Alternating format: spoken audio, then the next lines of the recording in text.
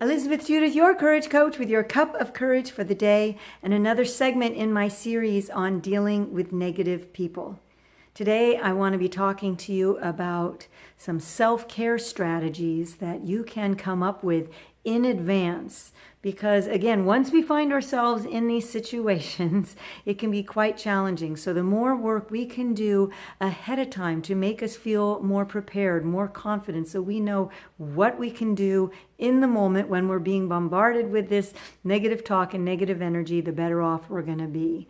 And these strategies primarily work best for these longer term interactions with people. Say you've got family coming to town that's going to be staying with you for several days or maybe over a week. One of the things that I've done before that's really helpful is I just make sure that my bedroom is really set up as my sanctuary. I make sure I have all my meditation supplies there, maybe the candle. We talked about rituals in earlier videos. Anything that we can do to make ourselves feel centered and good, utilizing all of the senses. I make sure that I have my journal in there. I actually will bring in a table because I don't have a desk in my bedroom normally. So I'll make sure I have a table and a chair in there in case I need to escape and do some work. Whatever that is for you. Most guests will give you permission. They won't bother you in the morning until you come out of that space. And if you have everything you need in your bedroom, you can really take the time to make sure that you are grounded in that positive energy and with your really powerful intentions before you emerge. But also throughout the stay, whenever it gets a little overwhelming and you feel like your own vibration is slipping a bit, you can excuse yourself for whatever reason and get yourself to your bedroom, to your sanctuary, and have everything that you need in order to recenter yourself and recharge and refuel and re-ramp up that powerful energy. I also find it helpful sometimes to schedule some other things going on in my life during that time, so I can tell people, oh, you know what, make yourselves at home or do whatever it is. Maybe they're going to go on an outing and I've got to go and do this, and gives me a chance to have my own space, a little bit of opportunity again to reground myself, recenter myself, and I will come up with strategies in place to not only go do whatever that was that I needed to do. Maybe I'm going to go see some really positive people or whatever, get something done, whatever. But I also might even come up with some strategies that I can do, like once I'm in the car by myself or anything, in order to get myself again recharged and recentered, so that I'm really able to hold on to my positive energy when I go and start interacting with these other people that can be challenging. Another thing that we tend to underestimate is that sleep. So if you've got something like this going on where you're going to be spending a large bit of your time with these type of people, make sure that you get enough sleep. I can't stress that enough. When we don't have enough sleep, we just do not have the emotional reserves that we need to be able to hold on to that. Everything is going to be more challenging. We're not going to be able to have as much willpower. We're going to feel weaker because of that.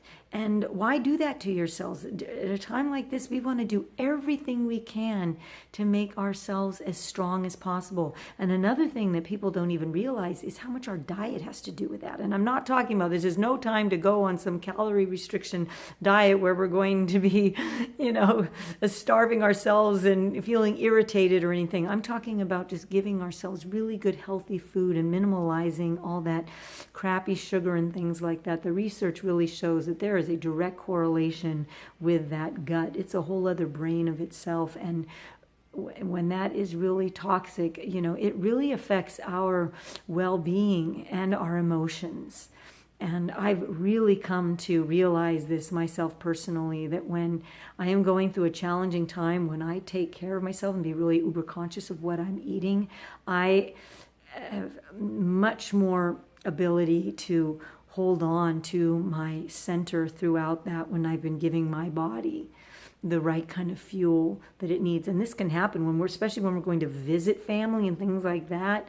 It's kind of funny how we feel like, gee, over time, we feel like our ability to hold on to our own positivity and our sense of well-being as the time goes on. Well, a lot of times when we first start, we eat maybe a little bit of crap or whatever, bad food. And then as the time goes on, the longer we stay, the more we kind of just say, oh, what the heck? And we just start eating whatever. Well, there might be more of a correlation between those two than you think. Again, we want to do whatever we can to give ourselves what we need. It's part of these self-care strategies. And you're the one to answer these questions. Ask yourself, what is it that I need to get through this period or get through this interaction as strong as possible? And then set up strategies in advance and do that for yourself. If this is someone that's at work that you're meeting all the time, like, do you have some meditations on your phone? There's YouTube videos that with short, powerful meditations, and have your earbuds and excuse yourself to the bathroom 2 or 3 times a day, or whatever you have to do to, again, separate yourself from that negativity and recenter yourself and refuel. Or maybe when you go to lunch, don't sit at your desk. Can you find a patch of green somewhere? There's somewhere that helps you. Again, you have to ask yourself the questions. But it can be really, really helpful to take the time to come up with some self-care strategies in advance, especially when you know in advance that you're going to be spending time with some really challenging people for extended periods of time. Come up with plans for yourself for when you start to feel your own positivity, you're starting to struggle to hold on to it. What can you do to get yourself out of there? And what can you have at your disposal to help you ramp that back up as quickly as possible? It can really help you along this journey. And once you start practicing this more and more, you'll get stronger and stronger. You'll need it less and less. You'll be able to get there quicker and quicker. Really, really worthwhile stuff here. So I hope you find that helpful. And in the meantime, go out there and live from your courageous heart.